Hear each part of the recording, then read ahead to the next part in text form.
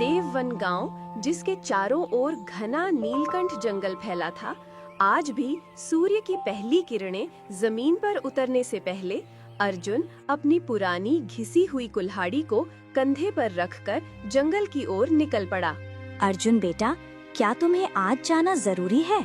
दिल में एक अजीब सी घबराहट हो रही है। पंडित जी ने भी कल कहा था कि रात में देवी के मंदिर की घंटी अपने आप बजी थी। ये अच्छा संकेत नहीं है। माँ घबराओ मत, तुम ये पुरानी कहानियाँ छोड़ो। अगर मैं लकड़ी नहीं काटूंगा तो प्रिया को आज खाने में क्या मिलेगा? जंगल मेरा दोस्त है और ये कुल्हाड़ी ये मेरी बाँह है। कोई भी चीज मुझे चोट नहीं पहुंचा सकती। भैया, मेरे लिए एक सुंदर चिड़िया का पंख लाना और जल्दी आना। जरूर लाऊंगा मेरी राजकुमारी, तुम माँ के पास रहना। चिंता मत करो माँ, मैं दोपहर तक लौट आऊंगा। अर्जुन जंगल के भीतर चला गया। उसकी घिसी हुई कुल्हाड़ी, जिसका हैंडल वर्षों के पसीने से काला पड़ चुका था, अब तक अनगिनत पेड़ों को काट चुकी थी। लेकिन आज वो साधारण मेहनत भी मुश्किल लग रही थी। हर ओर अजीब सी चुप्पी थी, न पक्षियों का कलरव, न हवा की सरसराहट। ऐसा लग रहा था मानो जंगल सांस लेना भूल गया हो। अर्जुन ने एक सूखी डाल पर वार किया। ठक की आवाज आई, लेकिन डाल टूटी नहीं। उसकी कुल्हाड़ी की धार बहुत कमजोर हो गई थी। उसने फिर वार किया और फिर, लेकिन हर वार के साथ वो और अधिक हताश होता गया। हे भगवान, अब क्या करूं? मेरी कुल्हाड़ी ने जवाब दे दिया। इतनी दूर आया और अब खाली हाथ वापस जाना पड़ेगा। वो अपनी कुल्हाड़ी को जमीन पर रखकर उदास होकर बैठ गया। तभी उसकी नजर बरगद की जड़ों के बीच बने एक छोटे गहरे गड्ढे पर पड़ी। गड्ढा इतना गहरा था कि उसमें अंधेरा छाया हुआ था, लेकिन अर्जुन को लगा जैसे अंदर से मंद नीली रोशनी बाहर की ओर झांक रही हो। ये रोशनी ऐसी थी मानो किसी ने नीलम को अंदर से प्रकाशित कर दिया हो। उत्सुकता और आवश्यकता के मेल ने अर्जुन को गड्ढे की ओर खींचा। उसने हिम्मत करके हाथ डाला और उसकी उंगलियां किसी ठोस धातु से टकराईं। अर्जुन ने खींचकर वो चीज बाहर निकाली। बाहर की धूल और मिट्टी झाड़ने के बाद जो चीज उसके हाथ में थी, वो उसकी सबसे पुरानी घिसी हुई कुल्हाड़ी से बिल्कुल विपरीत थी। वो एक नई कुल्हाड़ी थी। हे भगवान, ये क्या है? मैंने ऐसी कारीगरी कभी नहीं देखी। ये तो जादुई लग रही है। जैसे ही अर्जुन ने उस कुल्हाड़ी को मजबूती से पकड़ा, उसे लगा जैसे ये कुल्हाड़ी बरसों से उसका ही इंतजार कर रही थी। कुल्हाड़ी की ठंडी धातु से उसके हाथ में अजीब सी गर्मी का संचार हुआ, जिससे उसकी थकान और हताशा एक पल में गायब हो गई। चलो देखते हैं, तुम सिर्फ सुंदर हो या सच में काम की भी। उसने कुल्हाड़ी घुमाई उसी पुराने अंदाज में, लेकिन इस बार परिणाम चौंकाने वाला था।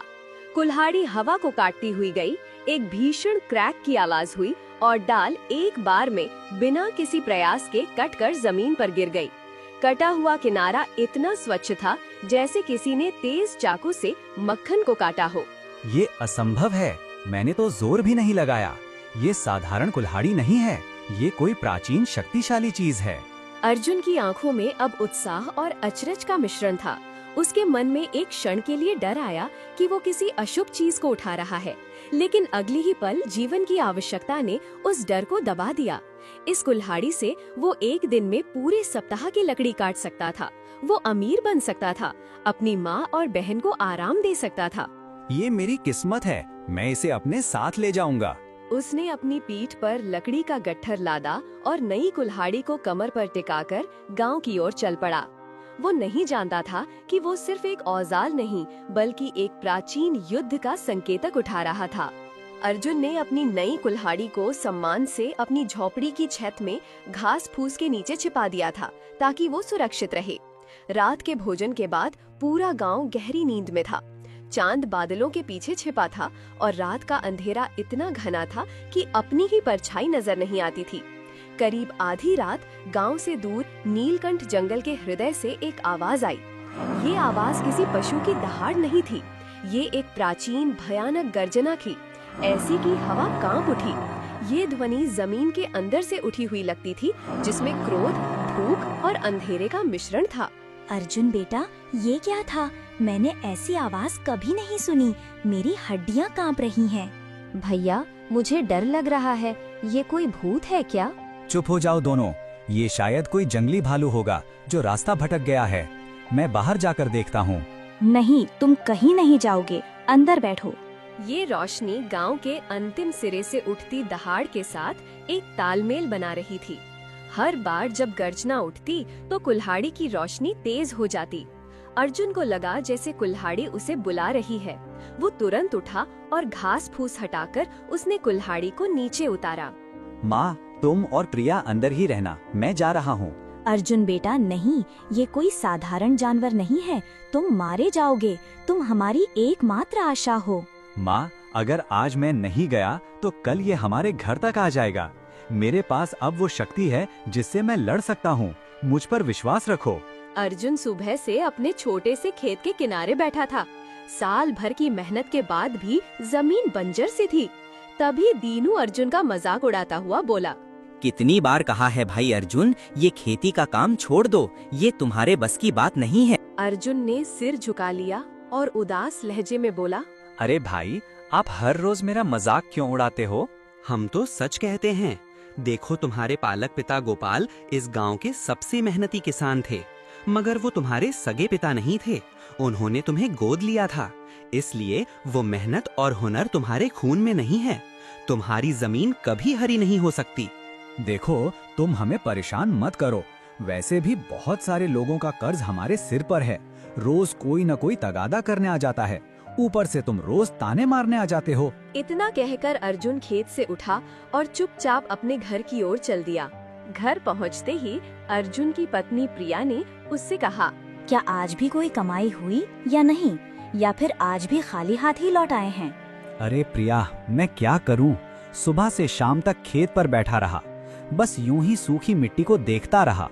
ऐसा लगता है जैसे मेरी जमीन पर कोई साया पड़ गया हो। लोग उसे अपशकुनी मानते हैं। प्रिया की आंखों में गुस्सा भर आया। बस करें, अब आपको जरा भी अंदाजा है कि अभी थोड़ी देर पहले गांव के सरपंच आए थे। कह रहे थे कि अगर कर्ज न चुकाया गया तो कर्जदार सबके सामने हमारी इज्जत मिट्टी में मिला देंगे। मुझे ऐसा लगता है प्रिया कि ये खेती का काम ही छोड़ दूं और कोई दूसरा हुनर सीख लूं, लेकिन क्या करूं? इसके अलावा मुझे कोई और काम आता ही नहीं। अर्जुन के चेहरे की मायूसी देखकर प्रिया का गुस्सा ठंडा हो गया।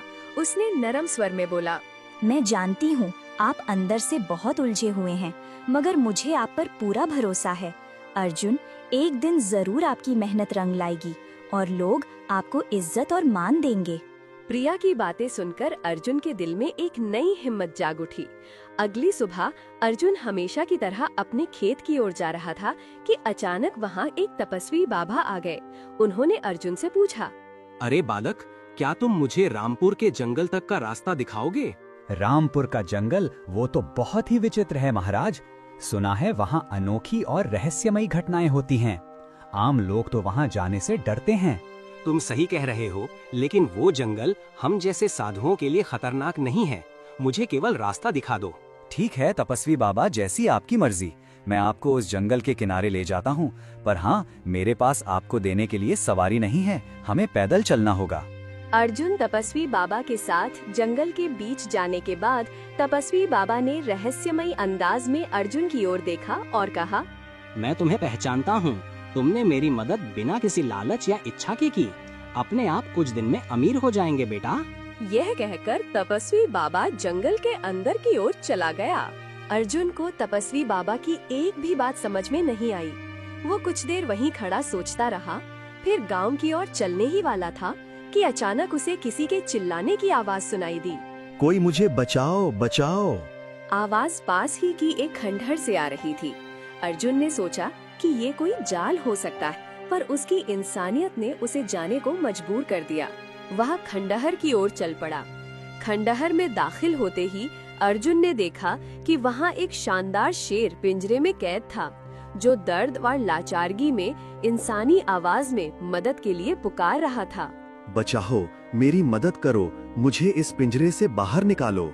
अरे ये तो कोई राक्षस या चुड़ैल होगी। अगर मैंने इसे आजाद कर दिया तो ये जरूर मुझे नुकसान पहुंचाएगा। नहीं, मैं कोई राक्षस या चुड़ैल नहीं हूँ। मैं एक असली शेर हूँ। तुम मुझे गलत समझ रहे हो। अगर तुम असली शेर हो तो इंसानी आवाज में कैसे बात कर सकते हो? मैं तुम्हें अभी सब कुछ नहीं बता सकता, लेकिन समय आने पर जरूर सच बताऊंगा। फिलहाल मुझे इस पिंजरे से आजाद कर दो। अर्जुन को यकीन नहीं आया और वो बाहर निकलने लगा। तभी शेर ने पुकारा, तुम जो खुद को समझते हो वो तुम हो ही नहीं, और जो तुम असल में हो उसका तुम्हें ज्ञान नहीं। मगर मैं जानता हूँ कि तुम कौन हो। तुम कोई आम इंसान नहीं हो। अर्जुन सोच में पड़ गया। तपस्वी बाबा ने भी यही कहा था। अच्छा, अगर तुम मेरे बारे में सब कुछ जानते हो तो साफ साफ बताओ, मैं आखिर कौन हूँ? अभी नहीं बता सकता। फिलहाल पहले तुम मुझे इस पिंजरे से आजाद तो करो। अर्जुन ने शेर की बातों पर विश्वास करके उसे पिंजरे से आजाद कर दिया। बहुत बहुत शुक्रिया मेरे दोस्त, तुमने मेरी मदद किया। अरे, तुम्हारे मुंह से दोस्त शब्द सुनकर मुझे बहुत खुशी हुई। मेरा कोई दोस्त नहीं है क्योंकि मैं गरीब किसान हूँ। तो आज से हम दोनों दोस्त हुए। अब तुम अकेले नहीं हो, ठीक है? अब से हम दोनों एक दूसरे के सच्चे साथी हैं। लेकिन एक बात हमेशा याद रखना अर्जुन, मेरी इंसानी आवाज सिर्फ तुम ही सुन सकते हो। तुम्हारे अलावा कोई भी मेरी ये आवाज नहीं सुन सकता। फिर वे दोनों गांव की ओर चल दिए। घर पहुंचते ही प्रिया की नजर शेर पर पड़ी। अरे ये शेर तो बहुत ही खूबसूरत है, आपको ये कहाँ से मिला? अर्जुन ने प्रिया को तपस्वी बाबा और फिर शेर वाली सारी बात बताई और कहा, ये शेर इंसानी आवाज में बात कर सकता है, लेकिन इसकी आवाज सिर्फ मुझे ही सुनाई देती है। ये हमारा दोस्त है। हो सकता है ये कोई राक्षस हो जो शेर का रूप लेकर आपके पीछे पीछे आ गया हो। अर्जुन, तुम्हारी पत्नी गलत सोच रही है।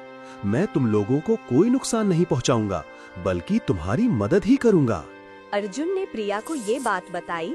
प्रिया ने शेर से कहा, अच्छा, तो क्या तुम हमारी गरीबी और सूखे खेतों को दूर कर सकते हो? हाँ, क्यों नहीं। अगर तुम मुझे अपना लो और मेरा मान रखो तो मैं भी तुम्हारी मदद करने में कभी पीछे नहीं हटूंगा।